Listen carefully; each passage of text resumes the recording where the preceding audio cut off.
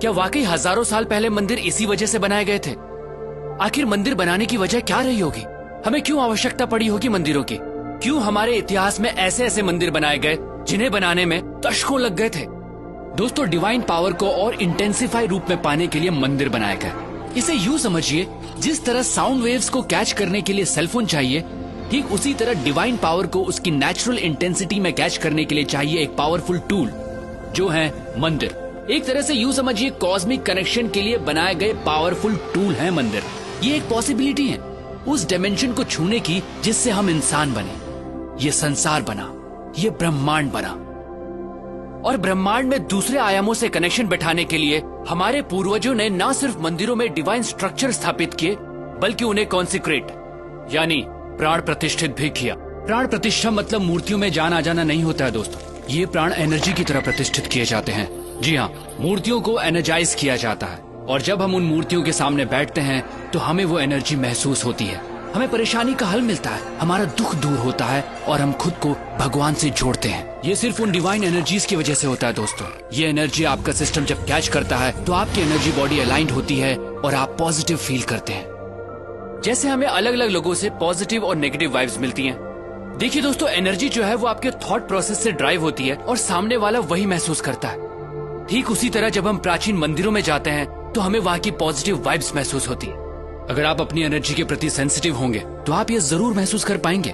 कई मंदिरों की एनर्जी ऐसी होती है कि आप अपने आंसू नहीं रोक पाते, आप इमोशनल हो जाते हैं। हो सकता है आप गिल्ट महसूस करें उस काम के लिए जो आपको गलत लगता है। ऐसी जगह आपको मेल्ट करती हैं, आपको लाइट करती हैं, आपको हल्कापन महसूस कराती हैं। दोस्तों, प्राचीन मंदिर ऐसे एनर्जी सेंटर्स थे जो इंसान की डीप ट्रांसफॉर्मेशन के लिए बनाए गए थे। तभी तो मंदिरों में जाने से पहले नहाया जाता था, ताकि आपकी बॉडी उस एनर्जी के लिए और रिसेप्टिव बने। मंदिर कॉस्मोस के साथ अपना कनेक्शन बैठाने की जगह के तौर पर बने थे, जहां आंख बंद करके ब्रह्मांड के आयामों से जुड़ा जाता था। तभी तो आज भी जब हम मंदिर जाते हैं तो कुछ देर आंख बंद करके जरूर बैठते हैं। आप इस दुनिया में कब आए, कब जाएंगे, क्या खाते हैं, क्या कमाते हैं, इससे कोई फर्क नहीं पड़ता।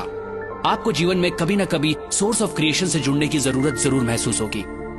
आप उस एनर्जी को महसूस करना चाहेंगे जिससे आप बने हैं। मंदिर उस मार्ग का द्वार है।